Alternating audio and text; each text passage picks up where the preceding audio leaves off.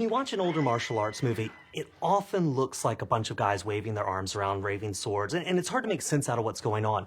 But the action film that we know today comes out of, in a lot of ways, the traditions that were set up in these martial arts films out of Hong Kong and Taiwan. And King Hu's Dragon Inn, this is where they started figuring out the basics. Even terms like action choreographer didn't exist before Dragon Inn. So you were looking at ground zero, and who was figuring out how to make these swordsmen real?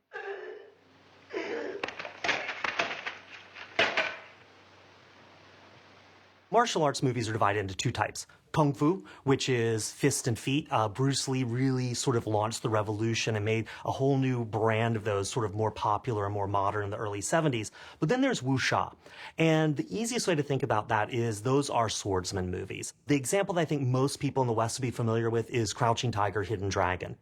So before King Hu came along, martial arts movies were really, and I say this with love, they're fun to watch, but they were terrible. They were very stagey, they were very cheap. Wuxia movies, the swordplay movies, it was almost like watching dance.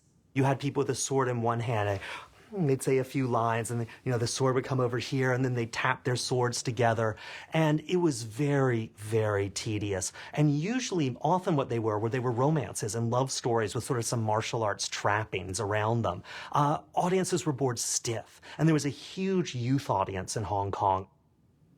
So you've got James Bond movies, you've got Japanese samurai films, which are wildly successful in Hong Kong. And that's what kids were going to. The production values were great, and they had this attitude that Hong Kong movies just didn't have. What happened, though, in '67, Hong Kong fell apart. The Cultural Revolution had just kicked off in China, and there was a strike by some artificial flower factory workers. The Hong Kong police force, which was mostly British, came and fired into the crowd and killed and injured a lot of people. And that kicked off a year of riots, strikes, assassinations, bombings. Hong Kong was falling apart, and the movies were very staid and stodgy and traditionalist. So then you have Dragon Inn, the Taiwanese film. It's designed to play in Taiwan, but also to play all over Southeast Asia and especially Hong Kong, right across the water.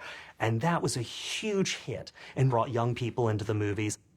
Now, to us, the Dragon Inn plot, right? There are these evil officials. They execute this guy. His children are sent out. Some rebellious swordsmen help the kids. That's very like, okay, ho hum. We've seen it before. At the time, though, think about it. Here were the authorities with a remit for the emperor to execute this person and his family. And here are these heroes for no good reason, simply because it's the right thing to do, risking everything to save these kids.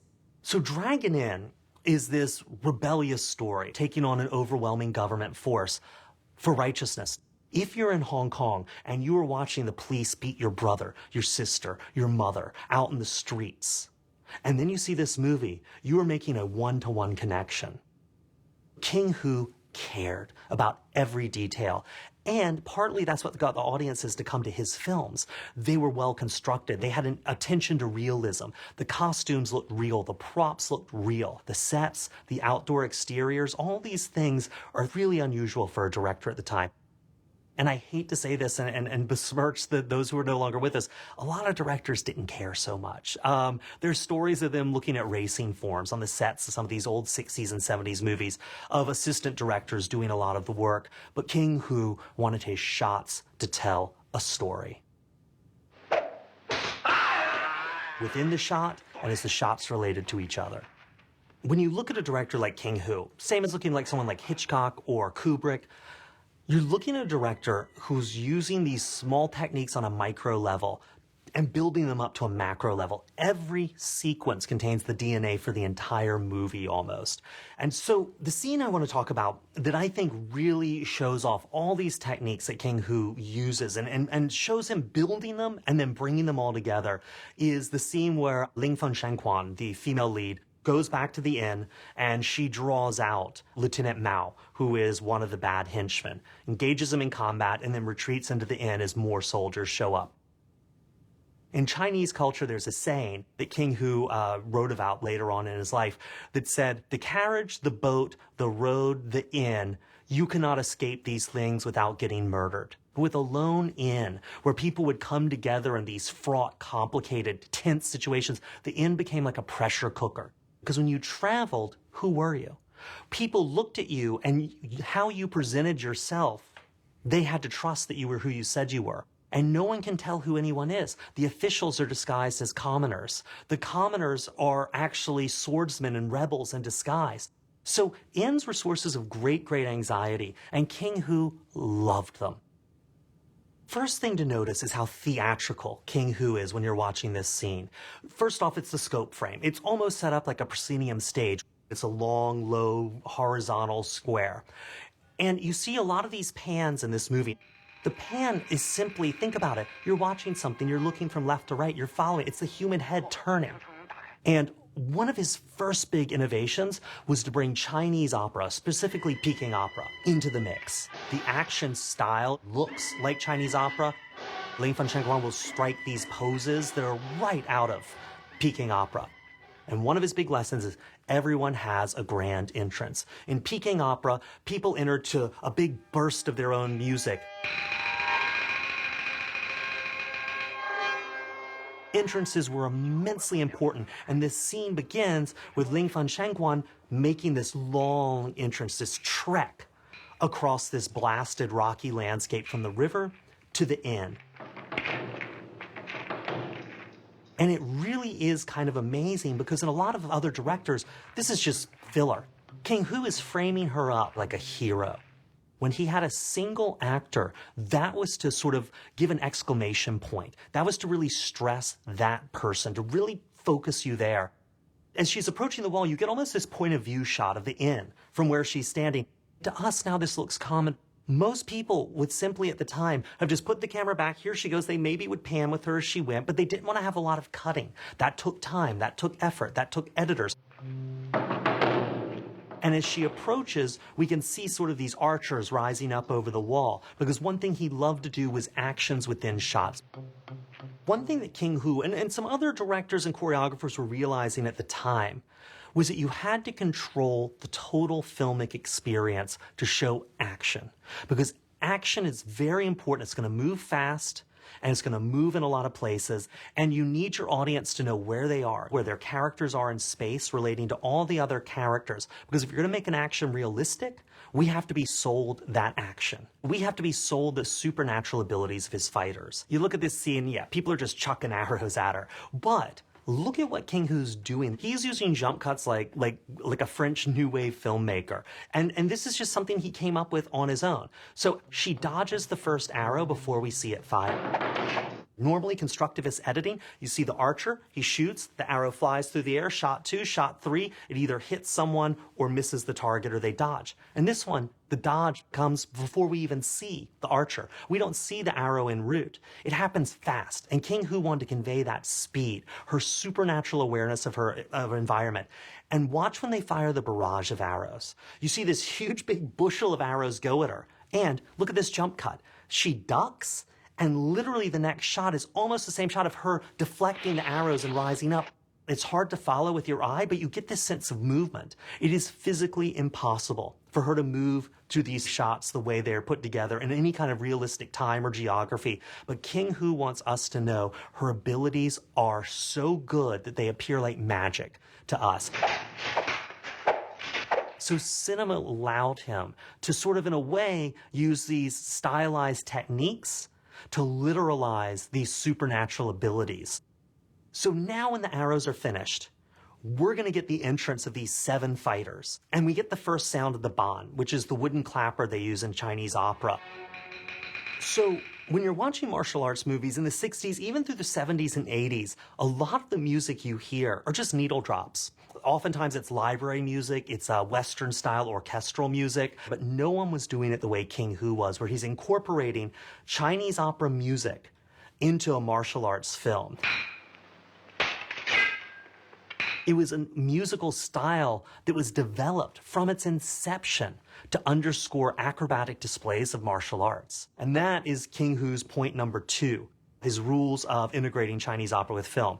The music must underscore the on-screen action, having it composed specifically for what he was doing. It was hard. It was tough. Composers really felt like he worked them like a rented mule. But this is an example of his attention to detail. Normally in a martial arts movie at the time, you want 5 or 6 or 7 fighters to enter, they just enter the frame. But King Hu wants us to know she is encircled. They are coming from different directions. And that's what he's setting up with her eye line here. And the magic trick he plays is that she looks, I think it's about 5 times.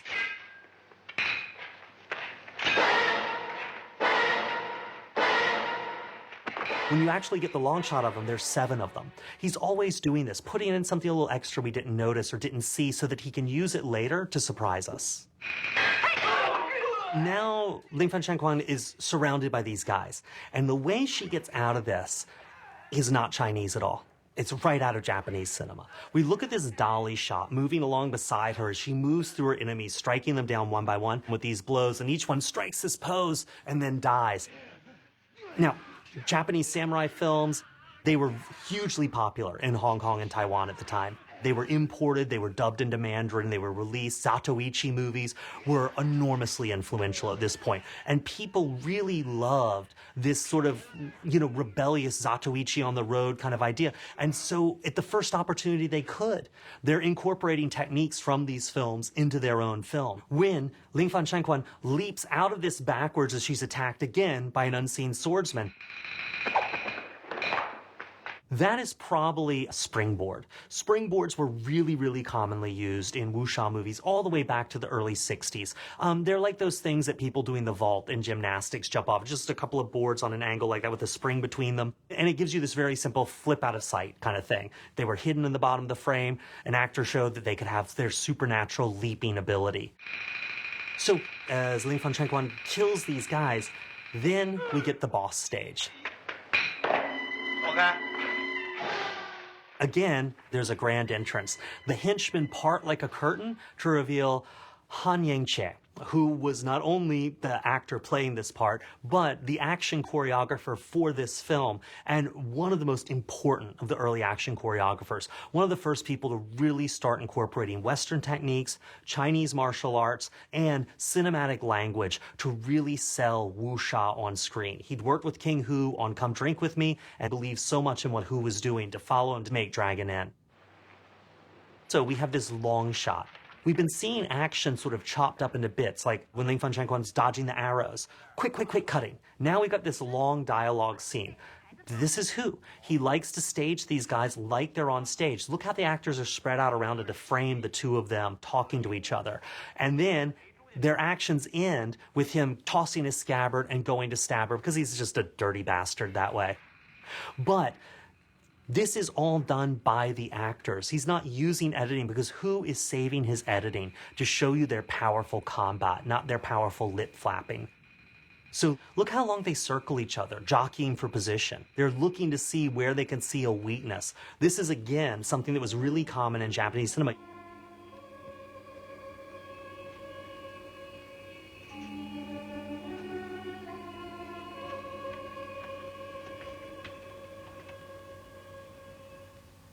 The sizing up your opponent's what takes a long time. The actual exchange of blows is very quick. So now watch Han in this bit, when he goes stumbling and staggering. And when she comes back at him, she misses him and chops through this handle of this cart. But you see them hit walls. You see them hit the scenery. You see them miss and their swords crash into walls. That was really new. And that all came from Steve McQueen. In 1965, a movie called The Sand Pebbles, a Robert Wise film starring Steve McQueen, shot in Hong Kong. And it employed every martial artist who led a group of martial artists. That's what Han was. He was considered, the Chinese word is the same word we use for someone who does human trafficking. They call it a snakehead, because he would show up on set with this group of martial artists that he took responsibility for. All these guys were hired for The Sand Pebbles, and they got to see all this Western stunt work. And they realized that what sold blows in Hollywood movies wasn't just the blow, but the person's reaction to the blow. You didn't even have to have any touch. As long as the other stuntman threw himself backwards with great force and power, you knew that was a powerful blow. Another technique you see here is one of my least favorite techniques in all of Chinese cinema, which is undercranking. So the two things you want in a fight scene to show power, which they were doing by showing reactions to blows, and to show speed. And who did that? By having people jump in from the frame, by having these jump cuts, but he also occasionally injudiciously used undercranking like he does here. This simply means that the camera operator will crank the film through the camera at a slightly slower speed, which means less frames get exposed, which means when it plays back at normal speed, everyone appears to be on fast forward. It gives it almost this toy-like quality here. It's something I don't think has held up well over time, but when Hu wanted speed, sometimes this was the only thing he had to resort to. And King Hu wanted these longer takes for two reasons. One is it helps establish the realism of the combat and of the scene. You see the actors fighting, the camera's moving into different positions to reframe shots. It's showing off virtuosity. The longer you can do something, the more blows there are exchanged within a scene, the more places the camera can sort of move and reframe. You're being impressed not only by the cinematographer's virtuosity, but by the actors and the performer's martial arts virtuosity. It's also letting the actors give a performance within the action. He's not building their character through editing or close-ups even. He's building their character by what they do. Now we're seeing that they are really good, skilled swordsmen, and they're developing this respect for each other because they realize that either one could kill the other. Now, that is something you have to sell to an audience through a performance, not through cutting. And that's why Hu's giving them this space here. This moment where Han's hat is knocked off, you don't see the beginning of that blow. You see her sword hitting the hat already in motion. It's a quick cut, just to show the speed of the combat as these guys work each other. So now we're getting to the moment where everything's coming together. So the first thing we have is two jump cuts to show these dagger throws from Han. He's using that jump cut technique again to do something that you couldn't really pull off in reality very well. And now, as Han stumbles out of the frame here, we've got a double. There's another actor dressed in Han's costume who comes in by the flagpole where Hu wants him to give this feeling of great speed. Then Han makes this leap off the roof. So this is another technique that these guys learned from working on the sand pebbles, mini trampolines. They had seen the Western stuntmen jumping backwards on mini trampolines to simulate being thrown back by the blow, the concussive force. And these guys started to think like, Han, we can use this for these bigger leaps, for these higher jumps, for these somersaults. And then she is reacting to fighters we don't see. She'll ward off a blow from someone we've never had established for us. Who wants us to see how fast this combat is, how it's too fast for us, the audience, normal people, to take in, to even know what's going on, really. Guys run off, they're defeated, and you see the actors, the soldiers, through this frame, formed in the distance. It's almost like a zoom in without the camera zooming, as if they're making this grand entrance onto the opera stage again. And now what we have is this big dialogue scene that then turns into another scene of sort of virtuosic combat. But as they exit, these arrows hit the door. Now, remember the archers at the beginning? At least we saw the archers at some point, even if it wasn't before they released their arrows. Now, we don't even know they're archers in the scene. We're just getting arrows chucked at us, but who has established these archers before? He doesn't need to do any kind of setup or cuts here. He's so confident at what he's doing. He's so confident in the speed the scene's moving and the rhythms it's moving in and how that's engaging the viewers that these arrows, they're coming out of nowhere, but we buy them.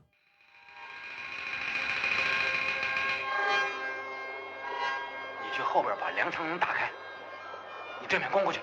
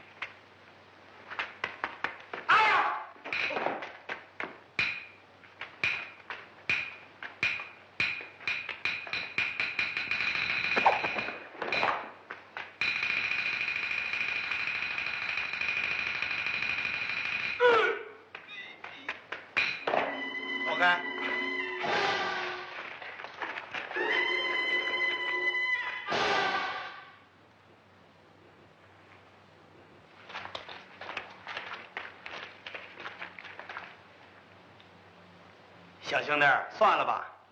行啊，你把余家几个孩子放了。哦，好吧，你们哥几个先进去，把于公子请出来，我在这儿陪朱家少爷。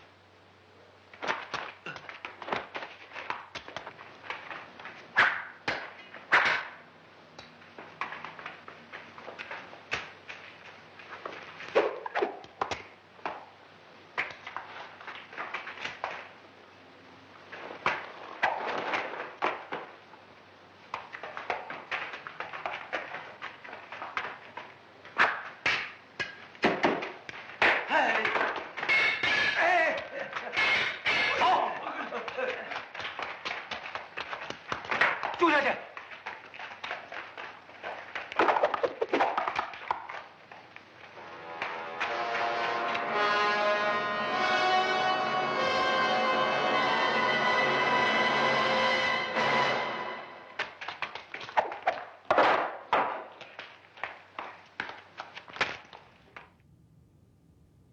，King Hu's first wuxia movie, Come Drink With Me, was a really solid hit. Dragon Inn was a massive hit. Dragon Inn wasn't just a hit in Taiwan. It wasn't just a huge all-time box office record breaker in Hong Kong. It was a hit across Southeast Asia. It was big everywhere except Japan, weirdly enough. It bombed in Japan, go figure. But it really, really established the conventions in this movie as the way action would start developing. This idea of reframing action within a single shot. This idea of using these jump cuts, of using the speed of motion, of using a perception of motion. That was important, more important than clearly showing things when you wanted speed. Of the rhythms, of pulling from Japanese cinema and Chinese opera and editing techniques to make something truly new on screen.